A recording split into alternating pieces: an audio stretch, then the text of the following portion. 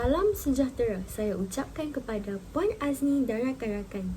Nama saya Anis Afika binti Suhaimi dari kumpulan 31. Tajuk pembentangan saya pada hari ini ialah Melestarikan Pendidikan Berteraskan Teknologi. Tajuk ini adalah mengenai pendidikan semasa yang bertumpu kepada pengaruh teknologi maklumat dan komunikasi dalam pendidikan.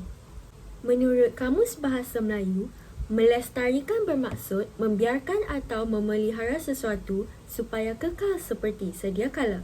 Pendidikan bermaksud perihal atau perbuatan mendidik. Berteraskan pula bermaksud mempunyai sesuatu sebagai asas. Teknologi maklumat dan komunikasi boleh didefinisikan sebagai ilmu teknologi yang merangkumi alat dan sumber untuk membina, menyebar, menyimpan dan menguruskan maklumat. Teknologi ini mampu merapatkan jurang penyebaran ilmu antara yang kaya dengan yang miskin, yang berpendidikan dengan yang tidak berpendidikan, yang di bandar dan di luar bandar, dan antara golongan wanita dan lelaki. Dalam perkembangan semasa melalui perubahan peralatan teknologi terkini, sebahagian besar masyarakat tidak dapat lari daripada penggunaan teknologi maklumat dan komunikasi atau ICT. Fenomena ini berlaku disebabkan penduduk di atas muka bumi ini mengalami pelbagai perubahan dan kemajuan bermula dari era pertanian hingga ke era perindustrian dan seterusnya memasuki era ICT. Teknologi maklumat dan komunikasi dapat dirumuskan sebagai suatu sistem yang kompleks dan menyeluruh dan melibatkan pelbagai rangkaian di peringkat global serta mengalami perkembangan yang dinamik selaras dengan perkembangan teknologi terkini. Seperti yang kita semua tahu, kita telah pun memasuki era globalisasi moden di mana teknologi maklumat dan komunikasi telah berkembang dengan sangat pesat. Maklumat di hujung jari merupakan frasa yang terkenal bagi menggambarkan situasi ini. Kemajuan teknologi ini juga turut mempengaruhi bidang pendidikan. Teknologi maklumat dan komunikasi adalah lebih kepada alat pengajaran. Ia dapat meningkatkan minat dan kualiti pelajar terhadap proses pengajaran dan pembelajaran. Potensinya juga adalah membantu guru menjalankan tugas seharian sama ada di dalam bilik darjah atau di luar bilik darjah yang berkaitan dengan hal-hal pengurusan, latihan berterusan dan pembangunan sasiah.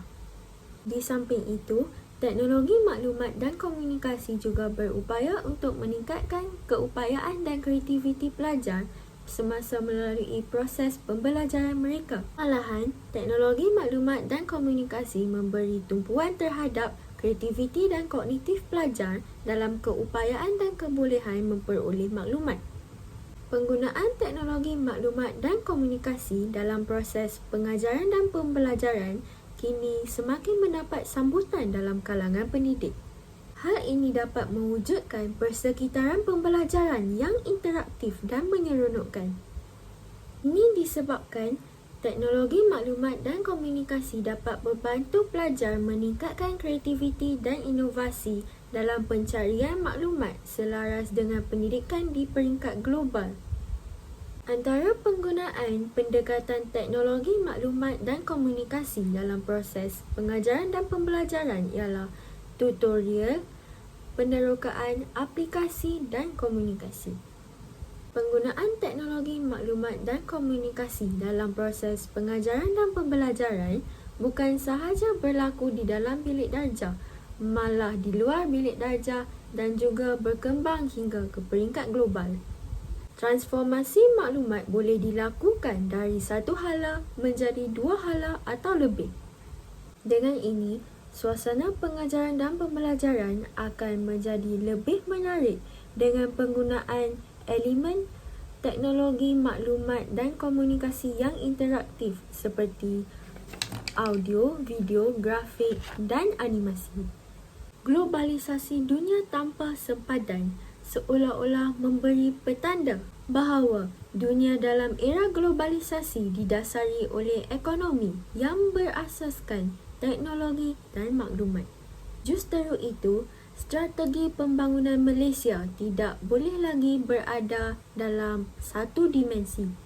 Sebaliknya, perlu terdiri daripada pelbagai aspek dalam usaha untuk memperkukuh dan meneroka pasaran baru. Berdasarkan kepada pemahaman itu, pembangunan modal insan di Malaysia perlu melestarikan insan yang celik, teknologi dan maklumat atau ICT dalam sistem pendidikan negara. Sehubungan itu, pendidikan berkualiti perlu dilaksanakan dengan memberikan penekanan terhadap pengetahuan yang berasaskan teknologi dan maklumat. Sistem pendidikan negara yang berasaskan kurikulum yang padu, bersifat semasa, membudayakan penyelidikan dan pembangunan dalam kalangan generasi muda, wajar diberikan perhatian yang serius sejajar dengan aspirasi kerajaan dalam teras dasar pembangunan modal insan, iaitu membina masyarakat yang inovatif dengan keupayaan sains dan teknologi yang kukuh dan mempunyai kemampuan memperoleh dan menggunakan pengetahuan. Malahan, dalam Pelan Induk Pembangunan Pendidikan PPIP 2001 hingga 2010 juga jelas menyatakan pekerja berkualiti dan berintegriti mempunyai minda kelas pertama, bersikap kreatif dan inovatif, berpengetahuan luas dan mempunyai kemahiran tinggi dalam teknologi dan maklumat, diharapkan mampu memberi sumbangan dalam pembangunan negara. Anjakan paradigma ini menyebabkan keperluan terhadap sistem pendidikan negara tidak dapat dielakkan bagi memenuhi matlamat masyarakat bermaklumat sejajar dengan arus pembangunan semasa. Dengan ini, sudah tiba masanya kemahiran penggunaan teknologi dan maklumat atau ICT dalam proses pelajaran dan pembelajaran perlu diberi penekanan dan keutamaan.